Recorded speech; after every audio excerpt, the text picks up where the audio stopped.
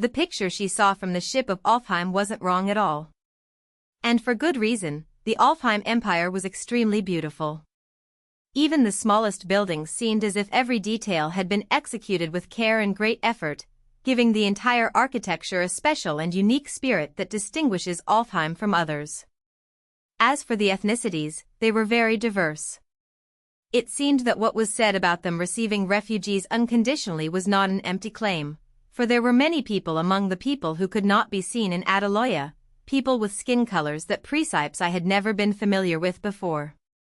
But what captured her heart most was that everyone she passed in the streets was smiling, without exception. The first impression of Alfheim was nothing but peace in the form of a city. Said Fenrik, smiling, as he brought a horse that suddenly appeared. "Let's ride the horse, then." Then he continued, shrugging his shoulders lightly, "It's true that I haven't ridden a horse in a while, so I might be a little focused, but don't worry. It's not far away." "Ah, but where exactly are we going?" Only then did she realize that she knew nothing about the plan after the cruise. Fenrik smiled as he looked at her from above, then instead of answering, he suddenly extended his arm and carried her lightly to sit on the horse's back. Then he whispered to her ear, with a close bow, "I thought by now you knew I wasn't the type to lack preparation." Quite the opposite. He wasn't wrong about that, in fact, he was alarmingly right. "Hang on tight." He said his short words, then firmly grasped the horse's reins and rode off without hesitation.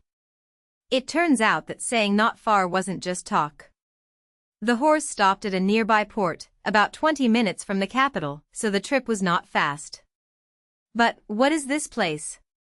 Fenrik said suddenly. "I was very confused." "About what?" "I wanted to make it as easy as possible for you." "What does he mean?" "But an image haunted me endlessly, the image of you saying that you felt comfortable in that palace." Then he put his hand on her shoulder and smiled slightly, "So I tried to find something that looked as similar as possible." "Look. It looks amazingly like a ducal palace." The palace before her was an almost exact copy of Fenrik's palace in Ataloya. Wow, to find in a distant country such a house that almost matches the old palace. This is undoubtedly a skill in itself. True, the building was not an exact replica. The sunlight seemed to penetrate more into its sides, and the general atmosphere therein was less strict and more warm and spacious. But in the distance, there was a small orchard dotted with flowering trees just like there was in the old palace, and Presepe smiled happily. "Do you like it?" "Yes, very." Then Fenrik nodded, seeming to breathe a sigh of relief, while Presepe looked at him and thought that he looked much nicer than he appeared. And even so cute that she found him really attractive. Fenrik said, smiling. "But there is something you will like more." The most accurate description is that I do not mean a place, but a person." "Person?" Suddenly, a very familiar voice rose, a voice she had longed for a long time, Madame Presepe. "Hannah." It was a certain Hannah. "Oh my God, how hard you worked on the way until you came." Wow. It was as if she had received news of their arrival in advance, as it seemed that Hannah had been waiting for them from the beginning. She rushed towards Presepe like a wild horse, then pounced on her, hugging her tightly. "Oh, excuse me. I couldn't help myself from longing." When she regained consciousness, Hannah shyly backed away and released her from her arms. But Presepe reciprocated it, hugging it warmly to her chest. "And what makes you apologize?" "Yes. I'm nothing important anymore. And then you're Hannah, the person I consider to be my family. How I have missed you." "Truly?"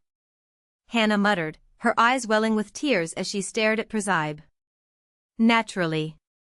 No words came out after that, but Hannah returned to hugging her tighter, while Fenrik merely shook his head lightly as he watched them. As was the case with Fenrik, Hannah was not one of those who were chained to this world. This is because early on, during her initial training, she had been helped by both Presepe and Fenrik. Therefore, the memory of Presepe was not erased from her mind, but remained present, and she later learned of everything that had happened.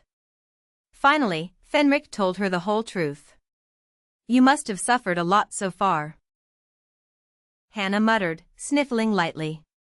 "But what exactly happened, Hannah? You were alone here in Alfheim?" "No, the Duke suddenly ordered me to go ahead of you to Alfheim. All alone. And I'm still young." As if she had been waiting for this question for a long time, Hannah released her words quickly, like bullets. "At first, I thought, oh, it seems that our Duke has finally lost his mind. But it was not so. He said to me, 'Wait there, when Presepe arrives, I will accompany her to you, and everything will be settled automatically, so don't worry.' That's why I came." But Hannah's suffering did not go beyond just a long journey alone. Fenrik had been meticulous enough to prepare everything so that she would fit in even if she arrived alone. "But didn't you feel lonely, Hannah?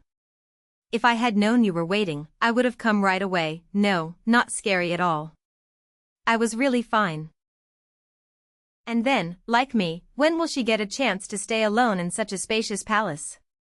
"It was a bit, it is true, but it wasn't bad.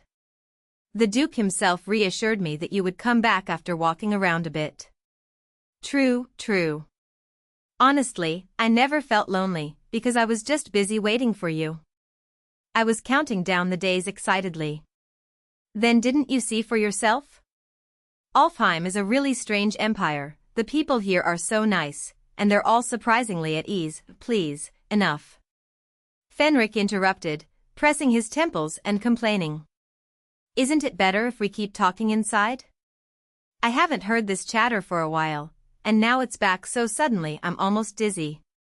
"Aren't you exaggerating a little when you say that?" Hannah frowned childishly, but quickly fell silent. She realized that Presepe was exhausted from the trip, and she should have rested. Then she took her hand and led her into the palace. Hannah dutifully gave a detailed tour of the palace. It wasn't much different for Presepe.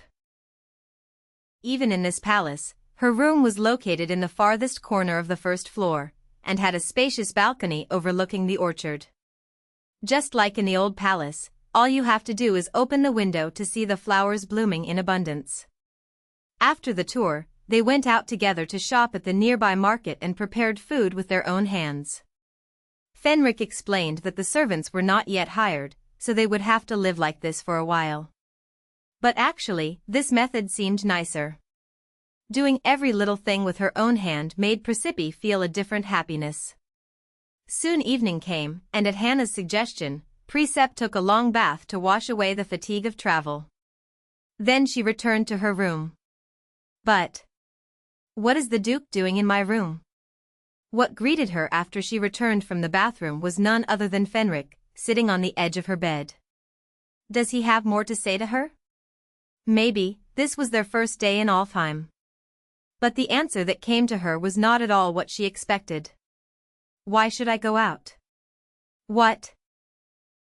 Fenrik calmly stood up and approached her. Then he lifted her into his arms and, without warning, threw her onto the bed. "There is another difference from the palace in Ataloya." "What is it?" "This room is my room too. I can no longer bear to be away from you, even for a little while.